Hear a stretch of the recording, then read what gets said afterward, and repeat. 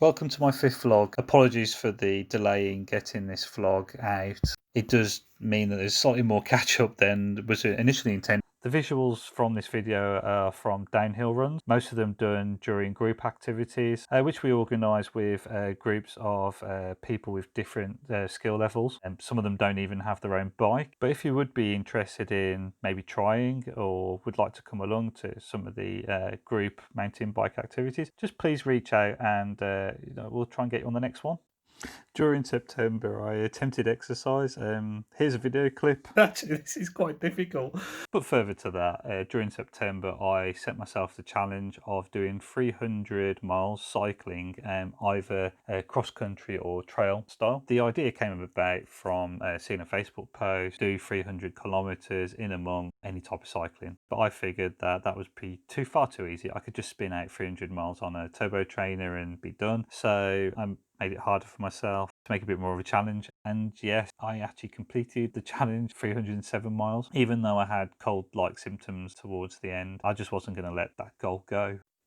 So the amount that I talk about digital transformation with people seems to have increased recently, using quite a lot of the normal techniques that a proper digital transformation would undergo, and does help you deal with disruption, to be fair.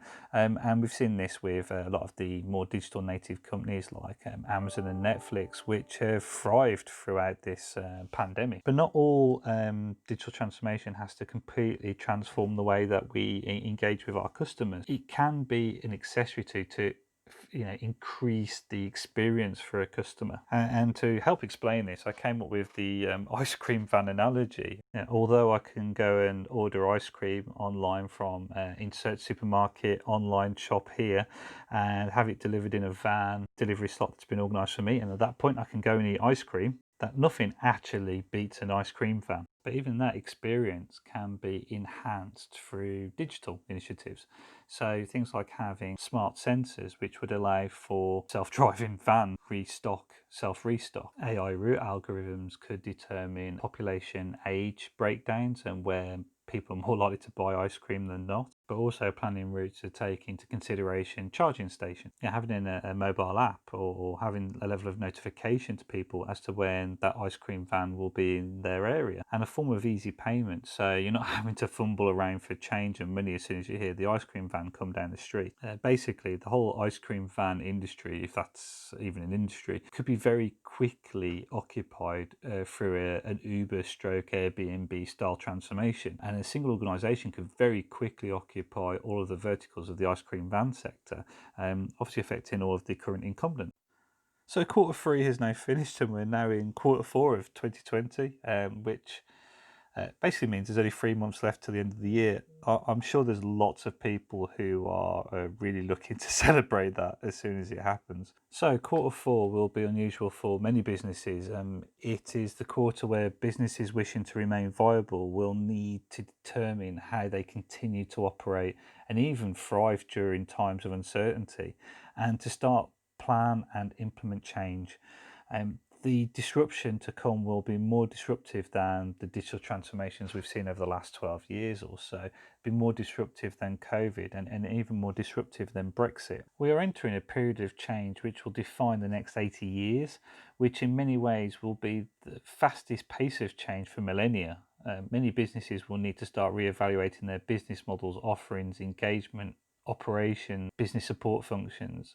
Many will have to completely restructure, and we'll have to do it very soon. The unfortunate side effect of COVID is all these upcoming disruption events have been accelerated. So whether it's going to be Industry 4.0, Society 5.0, Banking 4.0, whichever event is going to disrupt your sector next, has been accelerated by COVID. And if you're not moving towards these now, in terms of how you're going to respond, your business is just not going to be viable. So it's time to stop the paralysis and get off the fence for the sake of short, medium and long-term sustainability of your business and profits. Executing change is problematic at the moment, and it's not going to get any easier. Enterprise and technical architecture skill sets are just getting more and more scarce, There are ways of securing access to these much needed skills. That it can be done through fractional engagements. It can be done through on a flexible consumption basis using as a service models like Cafe Associates supplies. Yeah, please feel free to get in touch to hear more. Maybe we can figure out how best to get you resourced. Slacksters, which is now the term we sort of tried to come up with to describe people who use Slack. I thought it might be slightly better than slackers, and luckily Kushlani came up with Slacksters, so thank you for that. The reason why I wanted a term was I've started using Slack more on free Slack workspaces, which is probably quite a low number compared to many of you. The free I'm on is one for 6prog, which is of a business which we've discussed before, WSO2 Summit, and the CTO West Midlands group. As I mentioned, 6prog. Andrew of 6prog was on a session the other day discussing the future of work. It's really good. He's a very insightful guy. What I'll do is I'll put a link now, and I'll also put one in the description as well. If banks haven't already been beaten enough by the Payment Services Directive 2 and strong customer authentication and its implementation, the whole BREXIT potential no deal has thrown a curveball around the acceptance of EIDAS certificates. And unfortunately, even though the FCA have been planning the UK RTS, which is supposed to be the no-deal Brexit version of the SCA RTS for over 12 months, and that they're not actually going to be able to advise on what to do in terms of EIDAS certificate acceptance until the end of November, which wouldn't be so bad if it wasn't that the actual problem comes up end of December. So yeah, it effectively gives banks potentially a month to go and deal with the issue of accepting TBPs using the EIDAS certificates as identification. So going into December, banks are normally in a change freeze period. So what I would just have to probably advise at the moment is just try and prepare yourself as best as possible to implement change. And during your Rep 18, so in your Rep 018 reports towards the end of the year, do make sure you add the risk relating to these Q4 changes to regulation that will potentially cause breaking changes to these systems, which would be difficult to correct during a change freeze period. I recently read a LinkedIn post about the benefits of starting your day at 5 o'clock in the morning. And first of all, here's a picture of me starting my day just before 5 o'clock in the morning. And I tell you what, it's right. That little bit of extra lying is absolutely brilliant. Agritech, does anything sound cooler than that? The whole idea of effectively disrupting how we do agriculture with modern technology. Yeah, I live in the countryside. I love to see a tractor and a combine harvester in a field. It's absolutely brilliant. But to be able to use new technologies to be able to not only be more efficient and grow more food and all the rest of it, but to make the lives of farmers easier. It's a very stressful job, being a farmer. And some people go, oh, they don't really do anything most of the year. That's not from what I've seen, and I effectively live in the middle of farms.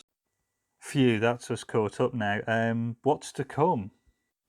Well, I, for one, are hoping to get over this cold that I'm currently suffering with, largely because I will be speaking at a few events over the next few months as we go into conference season. For those events which are open, I will obviously post the invite links and stuff as and when they become available. And for those more closed events, I'll post the resulting videos at the end. For vlogs, they will be taking a different format as we move forward. We've got marketing now, so hopefully the quality of our vlogs will improve considerably. Not a lot of time left for self-promotion, but if you are a CEO, CIO, COO, director, chairman, head of, then please, if you need help with architecture, strategy, enabling execution, engagement, digital anything, then please feel free to get in touch for a non-committal chat. Again, thank you for watching this vlog.